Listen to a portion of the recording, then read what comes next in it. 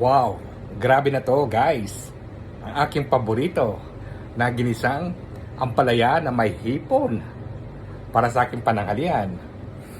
Nako guys, sa amoy pa lang talagang makukuha ka na at alam mo na kaagad na super yummy itong niluto mong ulam. Ahem, ahem, ahem! Nagluto ako ng aking matagal na inasam at sobrang na-miss ko siya kaya ito aking niluto para sa aking pananghalian.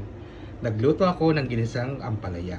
Ayan guys, tinagyan ko siya syempre ng hipon, di ba? At madali lang itong lutuin at napakasimple lang. Ito ay aking ginisa sa bawang sibuyas, kamatis, nilagyan ko ng paminta, konting asin at konting tubig lang ha. At syempre yung konting kanin. Wow! Guys, ako talaga ay ginutom na at excited ko na itong kainin. Ano pang inihintay nyo? Halina po kayo at saluhan ninyo ako dito sa aking pananghalian ko.